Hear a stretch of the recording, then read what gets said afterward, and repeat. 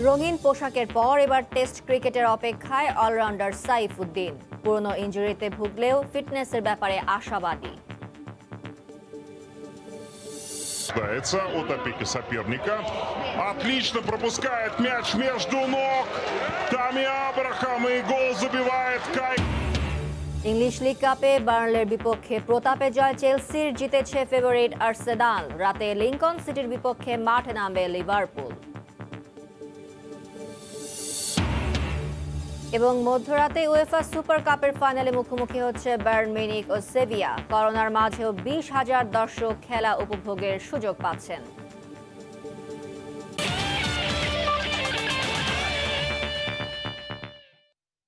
বিশ্বের নানা প্রান্তের খেলাধুলার খবর নিয়ে আমাদের নিয়মিত আয়োজন খেলার সময়, আর এই আয়োজনে আপনাদের সঙ্গে আছি আমি ফারজানা মুমু।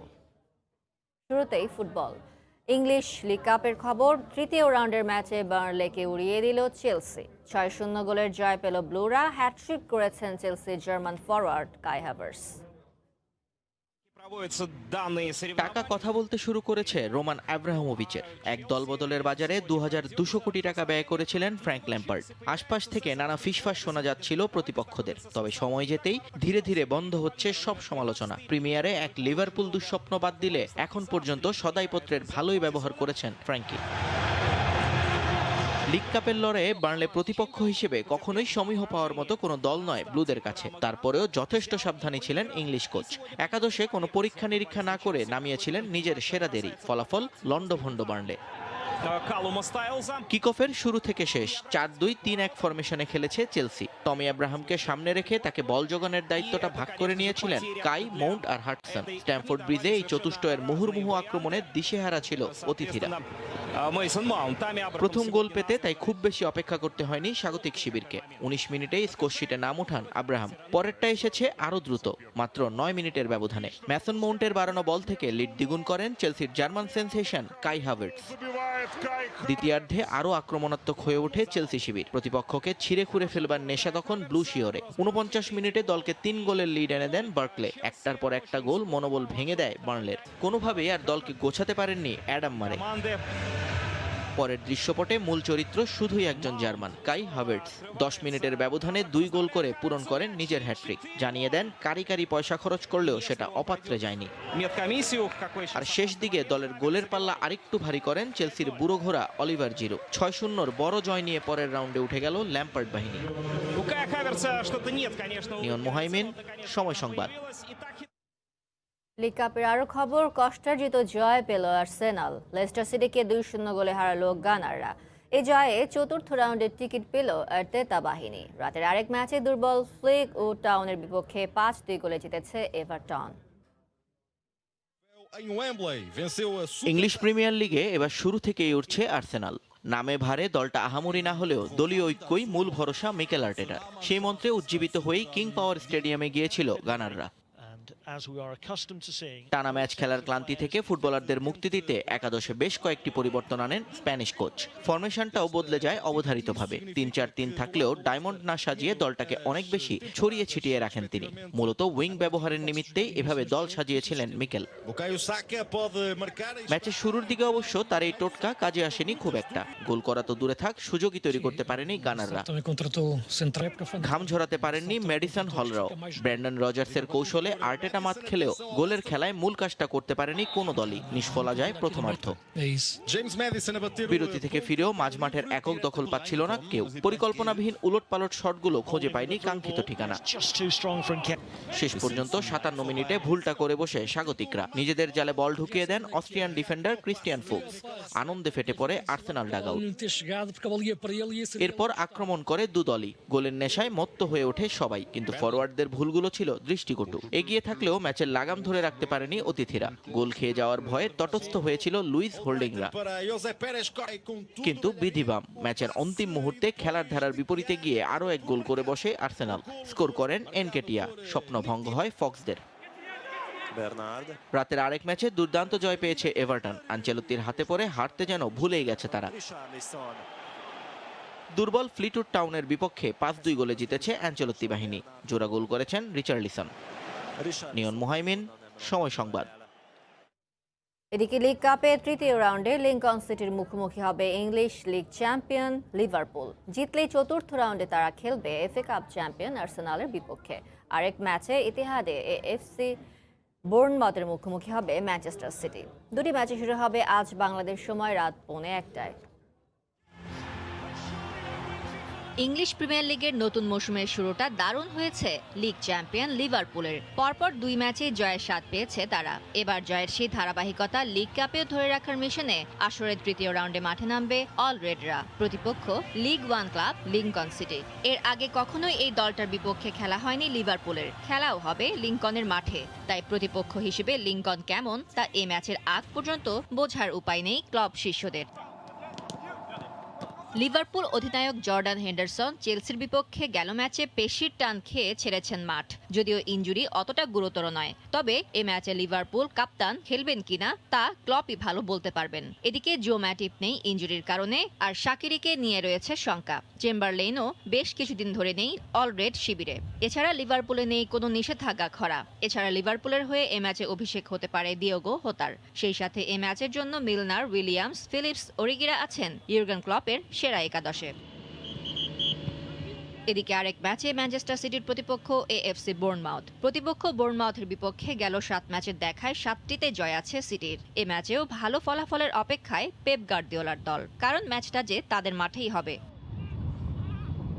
করোনার কারণে এ ম্যাচে থাকবেন না ইকাই গুন্ডোগান। এছাড়া অ্যাগুয়েরো, গার্সিয়া, সিলভা কাউকেই পাচ্ছেন না কোচ। ফিরেছেন মাহরেজ, লাপোর্তে, তার সঙ্গে ওতামেন্ডি, তোরেসদের নিয়ে দল সাজাচ্ছেন পেপ গার্দিওলা। ফারজানা মুমু, সময় সংবাদ। উয়েফা সুপার কাপের খবর। দুই ইউরোপ সেরা দল লড়বে একই মঞ্চে। উয়েফা সুপার কাপের ফাইনালে মুখোমুখি হচ্ছে বায়ার্ন মিউনিখ ও সেভিয়া। দুই দলই একবার করে ট্রফি জিতেছে। এবার দ্বিতীয় ট্রফি জেতার হ্যান্সি ফ্লিকের প্রতিপক্ষ হলেন লোপেতেগুই।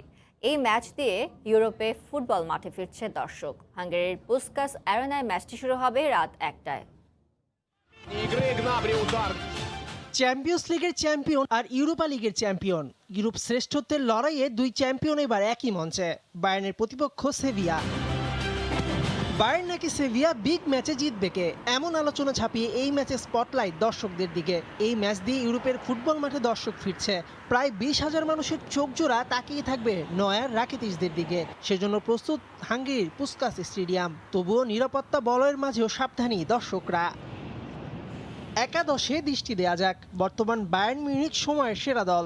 সমালোচকদের এমন মন্তব্য হ্যান্সি ফ্লিকের দলটা বারবার প্রমাণ করেছে। 7 ডিসেম্বর 2019 শেষ 31 ম্যাচ ধরে হারেনি গেল মৌসুমের টেবল জয়ীরা।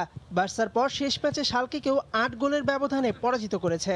মুলার, বোয়েটিং, গ্যালাব্রিরা যেভাবে প্রতিপক্ষকে ধবল ধোলাই করেছেন তা চোখ রাঙাচ্ছে সেভিয়াকেও। তার উপর 46 ম্যাচে 55 গোল করা বাভারিয়ান গোলমেশিন রবার্ট লেভানডোভস্কি তো আছেনই। গোলপোস্টের নিচে জার্মান প্রাচীর ম্যানুয়েল নয়ার। লিরয় সানের বদলে হ্যান্সি ফ্লিক একাদশে খেলাবেন কিংসলে কোমেনকে। প্রতিপক্ষকে ছিঁড়ে ফুঁড়ে খাওয়ার গতিময় একটা দলে যা যা লাগে সবই আছে বায়ার্নের ভান্ডারে। সেভিয়া ইউরোপা লিগের ফাইনালে ইন্টার মিলানের মতো দলকে হারিয়ে চ্যাম্পিয়ন হয়েছে। চ্যাম্পিয়ন হওয়া একটা দলের বিপক্ষে জিততে হলে আপনাকে সবসময় সেরা খেলাটাই খেলতে হবে। আমরা সেটা খেলার জন্য মুখিয়ে আছি। অন্যদিকে স্প্যানিশ ক্লাব সেভিয়া অদম্য। ইউরোপা লিগে হারিয়েছে বাঘা বাঘা সব ক্লাবকে। দলটা আছে সম্পূর্ণ ফিট, তাই কিছুটা স্বস্তিতে কোচ হলেন লোপেতেগুই। তার উপর চলতি মাসে তারা বার্সা থেকে দলে ভিড়িয়েছেন ইভান রাকিতিচকে। চাপ সামলে খেলার চ্যালেঞ্জ তাই সেভিয়ার সামনে। বায়ার্ন এই দলটা বিধ্বংসী, তারা সেরা। আমার মনে হয় এটি তাদের বড় দুর্বলতা। এই সুযোগ যদি আমরা কাজে লাগাতে পারি তবে ভালো কিছু করা অসম্ভব নয়। আমরা প্রস্তুত সেরা একটা ম্যাচ উপহার দেওয়ার জন্য। এর আগে আন্তর্জাতিক মঞ্চে দু দলের একবারই দেখা হয়েছিল। 2017-18 মৌসুমে চ্যাম্পিয়ন্স লিগের কোয়ার্টার ফাইনালের ম্যাচে 2-1 গোলের জয়ে অবশ্য হেসেছিল জার্মান জায়ান্টরাই। মেহেদী নাইম, সময় সংবাদ। এবার ক্রিকেট। টেস্ট খেলার স্বপ্নে এখনো বিভোর তরুণ অলরাউন্ডার সাইফুদ্দিন। লকডাউনের সময়টায় বাড়তি সময় পেয়েছেন ফিটনেস নিয়ে কাজ করতে। প্রিমিয়ার লিগে পাওয়া ইনজুরিটা এখনো ভোগাচ্ছে। শরতের আকাশের ন্যায় বাংলাদেশ শ্রীলঙ্কা ক্রিকেট সিরিজের ভাগ্য। এই রোদ তো কিছুক্ষণ বাদেই মেঘের ঘন ঘটা। তবে তার মাঝেও চলছে টাইগারদের নিয়মিত অনুশীলন। ক্যাম্পে যোগ দিয়েছেন বিদেশি কোচিং স্টাফরা। শুরু করেছেন দলগত অনুশীলন। বিসিবির রাডারে দীর্ঘদিন থেকে অলরাউন্ডার সাইফুদ্দিন। এরই মধ্যে খেলেছেন বিশ্বকাপ, কিন্তু সাদা পোশাকটা এখনো গায়ে জড়ানো হয়নি এই তরুণ ক্রিকেটারের।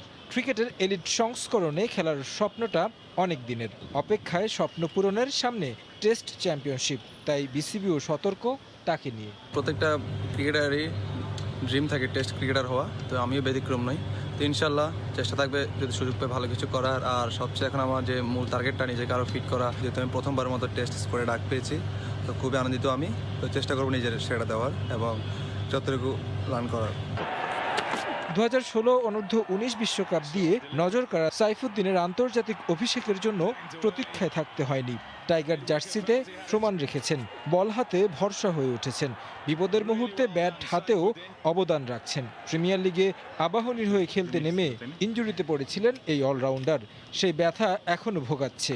স্বাস্থ্যবিধির নিয়ম মেনে দলীয় অনুশীলনে ফিরে উচ্ছ্বসিত। ফিটনেসটা নিতে চান আরও ঝালিয়ে, স্কিল ট্রেনিংয়ের ঘাটতি অনুভব করছেন। ইনজুরির কারণে 6 মাস মাঠের বাইরে ছিলাম, যাই হোক ফিট হয়ে একটা দুটা ম্যাচ খেলার পর আবার এই মহামারী করোনার কারণে আবার 6 মাস কোনো খেলা থেকে দূরে থাকতে হয়। তো যার কারণে আমার জন্য খুব বেশি ডিফিকাল্ট, প্রায় 1 বছরের মতো আমি মাঠের বাইরে কোনো ম্যাচ ফিটনেস বা ম্যাচ খেলার সুযোগ হয়নি। তো যেহেতু সামনে অনেকগুলো ম্যাচ আছে, তো নিজেকে যত তাড়াতাড়ি ওভারকাম করতে পারবো তত আমার জন্য বেটার। গত 2 দিনও বোলিং করলাম, বাট আমার যেরকম রিদমটা এটা পেতে আরও সময় লাগবে, কিছুটা ডিসকমফোর্ট ফিল করতেছি আমি। তারপর আশাবাদী আমি আর কয়েকদিন যদি কন্টিনিউ বল করতে পারি হয়তোবা আগের রূপে ফিরে আসতে পারবো। করোনা অনেক কিছু শিক্ষা দিয়ে গেছে, মানসিকভাবে শক্ত হয়েছেন। এই শক্তি নিয়ে সামনের সময়গুলোতে এগিয়ে যেতে চান ফেনীর এই অলরাউন্ডার। তারেক হাসান শিমুল, সময় সংবাদ, ঢাকা।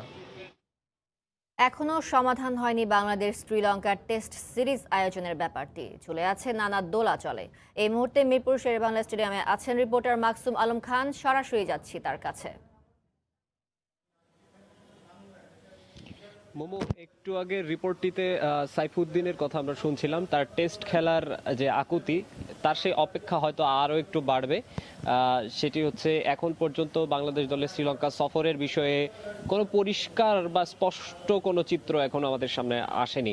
গতকাল যখন বিসিবির প্রধান নির্বাহী বলে দিলেন যে এখন পর্যন্ত যেহেতু শ্রীলঙ্কা থেকে তেমন স্পষ্ট কিছু জানানো হয়নি, তাই 27 তারিখ, পূর্ব নির্ধারিত যে 27 তারিখ, সেই 27 তারিখে বাংলাদেশ ক্রিকেট দল শ্রীলঙ্কা সফরে তাদের যাওয়াটা খুবই চ্যালেঞ্জিং হয়ে যাবে।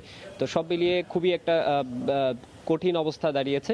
এই মুহূর্তে আমরা বিভিন্ন ধরনের গুঞ্জন শুনতে পাচ্ছি, যেমন সিরিজটি হয়তো কিছুটা পিছিয়ে যেতে পারে, কিছুটা পিছিয়ে সেটি অক্টোবরের জায়গায় হয়তো নভেম্বরেও চলে যেতে পারে, এমন কথা আমরা শুনতে পাচ্ছি।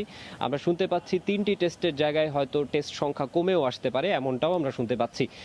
তবে বাংলাদেশ এবং শ্রীলঙ্কা বোর্ডের মধ্যে প্রতিনিয়তই কথা হচ্ছে এবং সেই কথা আসলে শেষ পর্যন্ত একমত কোথায় হয় তারা, সেটি একটি দেখার বিষয়। কিন্তু অনেকটা অংশই নির্ভর করছে শ্রীলঙ্কায় যে কোভিড টাস্ক ফোর্স আছে, সেই টাস্ক ফোর্সের সঙ্গে শ্রীলঙ্কা ক্রিকেট বোর্ড এবং তাদের ক্রীড়া মন্ত্রণালয় কতটুকু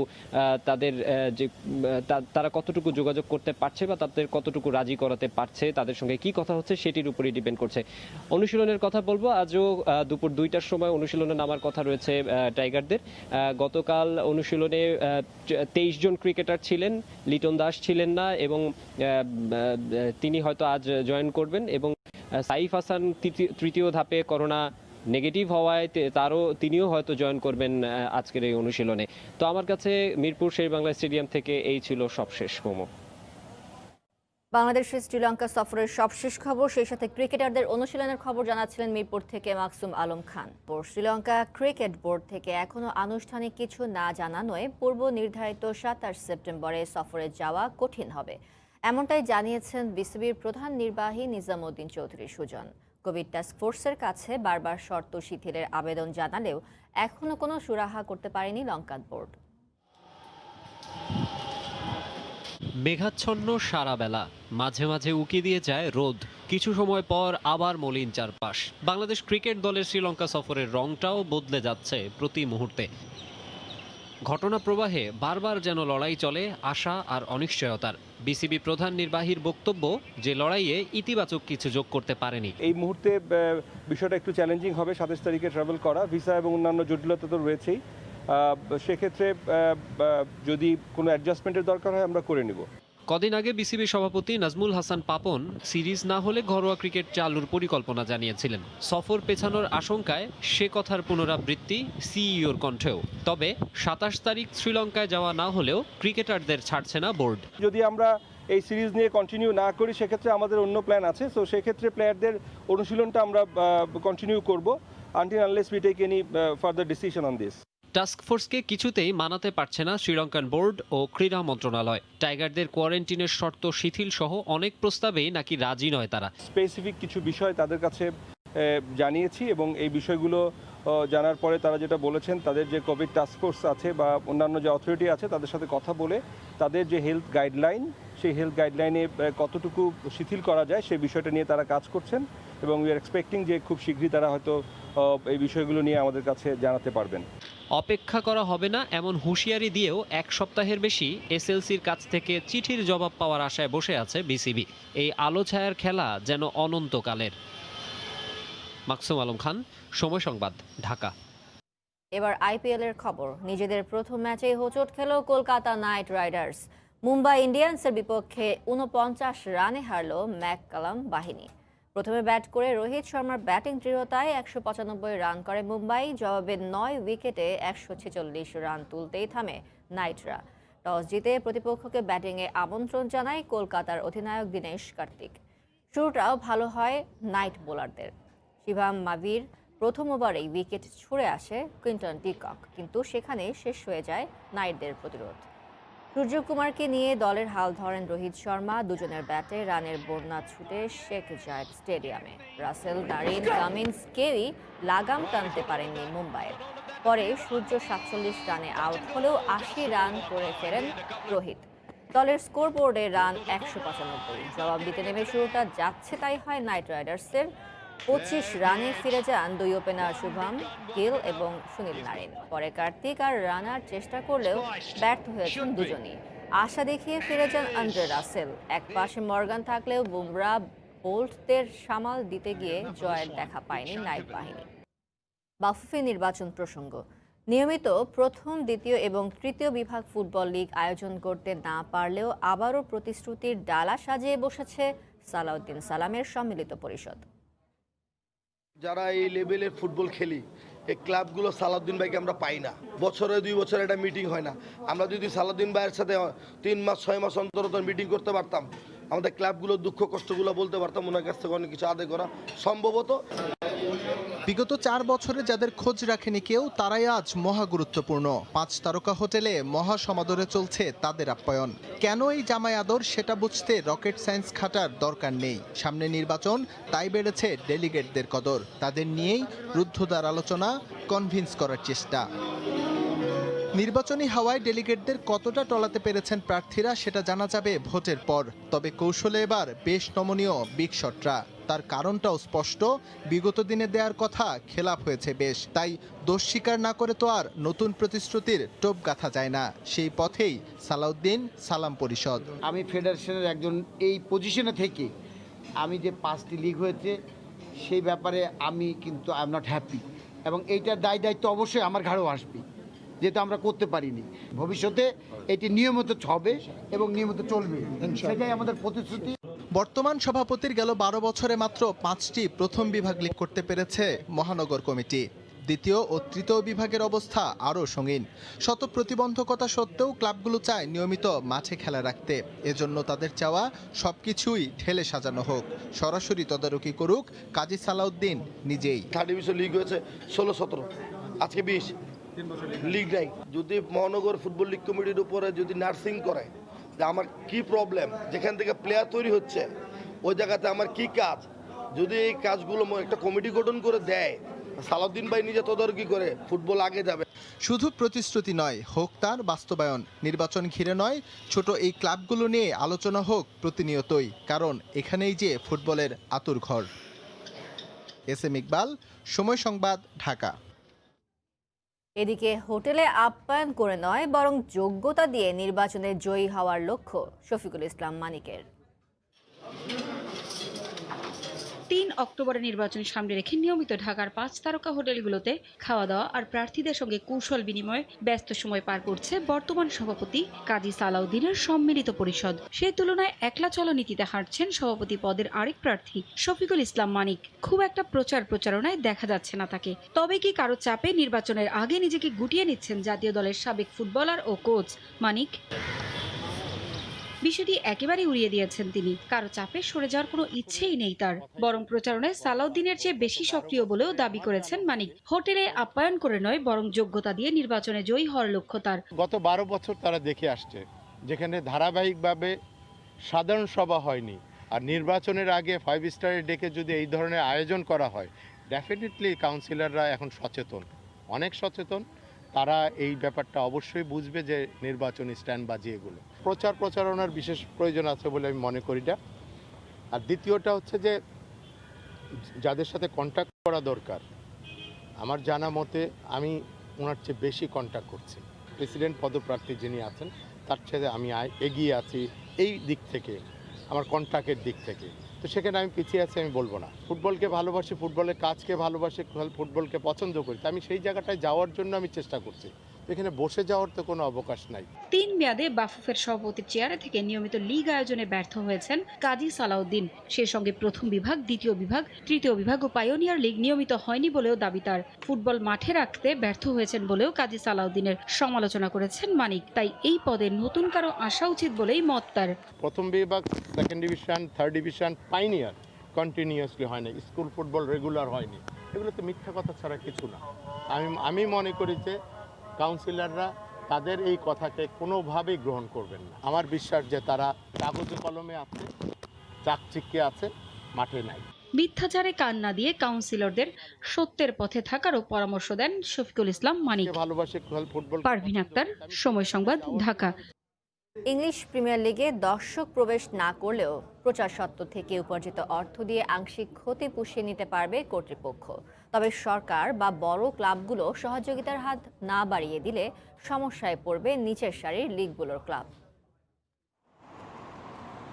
কথা ছিল অক্টোবরের প্রথম দিন থেকেই কেটে যাবে মাঠের শূন্যতা, ইপিএল এর গ্যালারিতে ফিরবে প্রাণ।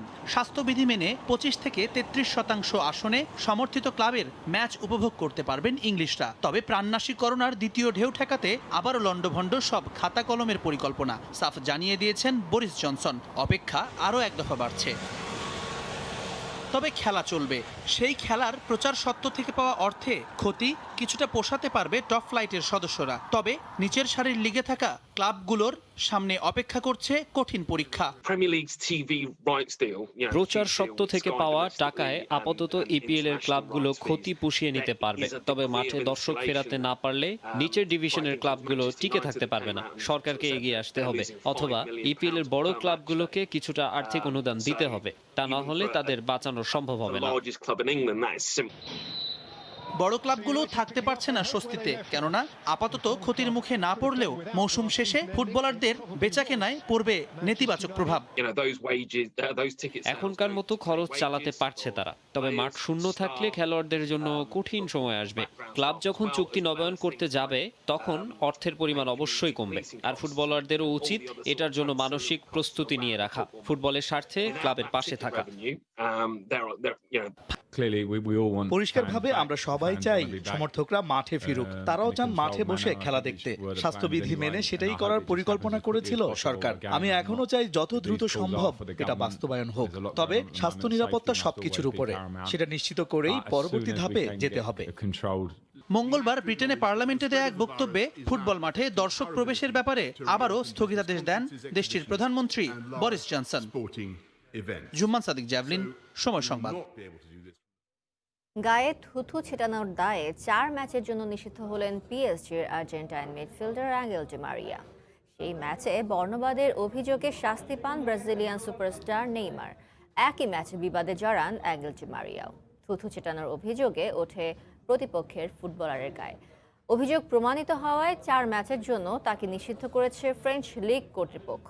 ডি মারিয়ার নিষেধাজ্ঞা কার্যকর হবে 29 সেপ্টেম্বর থেকে। এতে আগামী রোববার লিগে রেসের বিপক্ষে খেলতে পারবেন না 32 বছর বয়সী এই ফুটবলার। সব গুঞ্জনকে সত্যি করে অবশেষে বার্সেলোনা ছাড়লেন লুইস সুয়ারেস। 60 লাখ ইউরোতে অ্যাটলেটিকো মাদ্রিদে যোগ দিয়েছেন এই উরুগুয়ান স্ট্রাইকার। গেল মৌসুমে ভরাডুবিতে সুয়ারেস বার্সায় থাকছেন না এমন খবর কাতালানদের নতুন কোচ রোনাল্ড কোম্যানে যোগ দেওয়ার পরপরই জানিয়ে দেন। এরপর ইতালির ক্লাব ইউভেন্টাসে যোগ দেওয়ার জন্য পরীক্ষাও দিতে আসেন এই স্ট্রাইকার, কিন্তু মাঝে তার ক্লাব বার্সা বাদ সাধে। পরে আলোচনার মাধ্যমে সুয়ারেজকে দলে ফেরানোর চেষ্টা করে অ্যাটলেটিকো মাদ্রিদ। বার্সার সঙ্গে 1 বছরের জন্য চুক্তির মেয়াদ থাকলেও তাকে ছেড়ে দেয় ক্লাবটি। 2014 সালে বার্সেলোনায় যোগ দেওয়ার পর 13টি ট্রফি জিতেছেন সুয়ারেজ। বার্সেলোনার জার্সি গায়ে 283 ম্যাচ খেলে গোল করেছেন 198টি, যা তাকে ক্লাবটির সর্বকালের সর্বোচ্চ গোলদাতাদের তালিকায় তৃতীয় স্থানে রেখেছে। ইউরোপিয়ান দলবদলের খবর। অ্যাটলেটিকো মাদ্রিদ থেকে 1 বছরের জন্য ধারে ইউভেন্টাসে গেলেন স্প্যানিশ স্ট্রাইকার আলভারো মোরাতা। এদিকে বার্সেলোনা ছেড়ে উলভসে পাড়ি জমালেন নেলসন সেমেদো। অন্যদিকে গুঞ্জন উঠেছে আয়াক্স ছেড়ে সার্জিনো ডেস্ট বার্সেলোনায় যোগ দিতে যাচ্ছেন, আর ডগলাস কস্তাও নাকি ইউভেন্টাস ছেড়ে উলভসে পাড়ি জমানোর পরিকল্পনা করছেন। অবশেষে অ্যাটলেটিকো মাদ্রিদ থেকে ইটালির তুরিনোতে যোগ দিলেন আলভারো মোরাতা। স্প্যানিশ ক্লাবটি থেকে 10 মিলিয়ন ইউরোর বিনিময়ে তাকে ধারে দলে নিল ইউভেন্টাস। শুধু তাই নয়, 2020-21 মৌসুমের শেষে মোরাতাকে পাকাপাকিভাবে দলে নেওয়ার শর্ত চুক্তিতে খোলা রেখেছে তারা। সেজন্য আগামী মৌসুমে স্পেনের ক্লাবটি 45 মিলিয়ন ইউরো ফি বাবদ দেবে ইটালির জায়ান্ট ক্লাবটি। এর আগেও 2014 থেকে 16 দুটি মৌসুমে ইউভেন্টাসের হয়ে খেলেছিলেন স্প্যানিশ এই ফরওয়ার্ড। এই 2 মৌসুমে তুরিনের ওল্ড লেডিদের হয়ে 93 ম্যাচ খেলে 40 গোল করেছেন মোরাতা। এদিকে পালাবদলের হাওয়ায় নো ক্যাম্প ছাড়লেন ল্যানসন সেমেদো। বার্সেলোনা ছেড়ে ইংলিশ প্রিমিয়ার লিগের দল ওলভসে যোগ দিলেন 26 বছর বয়সী এই পর্তুগিজ। 2017 সালে বার্সেলোনায় যোগ দিয়েছিলেন তিনি। অন্যদিকে আয়াক্সের সার্জিনো ডেস্টকে 20 মিলিয়ন ইউরোর বিনিময়ে বার্সেলোনা দলে ফেরাতে চায় বলে গুঞ্জন উঠেছে। ইটালির তুরিনো ছেড়ে লন্ডনে নাকি পাড়ি জমানোর পরিকল্পনা করছেন ডগলাস কস্তা। ইউভেন্টাসে এই মৌসুমে কোচ আন্দ্রে পিল্লোর পরিকল্পনাতে নেই তিনি, তাই তুরিনো ছেড়ে ইংলিশ প্রিমিয়ার লিগের দল ওলভে যোগ দেওয়ার কথা ভাবছেন বলে ইটালির গণমাধ্যমে গুঞ্জন শোনা যাচ্ছে। এর মধ্যে ওলভসের দিয়াগো জোতা লিভারপুলে যোগ দিয়েছেন। এর ফলে কস্তা লন্ডনে পাড়ি জমানোর সম্ভাবনা আরও বেড়ে গেছে। আর আটলান্টিকো মাদ্রিদের দিয়াগো লরেন্থ 20 মিলিয়নের বিনিময়ে লিডস ইউনাইটেডে যোগ দিতে যাচ্ছেন বলেও গুঞ্জন উঠেছে। এছাড়া গুঞ্জন উঠেছে উসমান ডেম্বেলেকে নাকি দলে নেওয়ার জন্য বার্সেলোনার সাথে প্রাথমিকভাবে কথা সেরে ফেলেছে ম্যানচেস্টার ইউনাইটেড। আর চেলসির মিডফিল্ডার তিমু বাকাইউকে দলে নিতে চায় প্যারিস সেন্ট জার্মেইন। সেজন্য নিজেদের মধ্যে প্রাথমিক আলাপও নাকি সেরে ফেলেছে বলে দাবি গণমাধ্যমের। আফরোজ রিয়া, সময় সংবাদ। খেলার সময় শিরোনামগুলো জানিয়ে দিচ্ছি আরেকবার। রঙিন পোশাকের পর এবার টেস্ট ক্রিকেটের অপেক্ষায় অলরাউন্ডার সাইফুদ্দিন। পুরনো ইনজুরিতে ভুগলেও ফিটনেসের ব্যাপারে আশাবাদী। От опеки соперника. Отлично пропускает мяч между ног. Тами Абрахам и гол забивает Кай. ইংলিশ লিগ কাপে বার্নলের বিপক্ষে প্রতাপে জয় চেলসির, জিতেছে ফেভারিট আর্সেনাল। রাতে লিংকন সিটির বিপক্ষে মাঠে নামবে লিভারপুল। এবং মধ্যরাতে উয়েফা সুপার কাপের ফাইনালে মুখোমুখি হচ্ছে বায়ার্ন মিউনিখ ও সেভিয়া। করোনার মাঝেও 20,000 দর্শক খেলা উপভোগের সুযোগ পাচ্ছেন।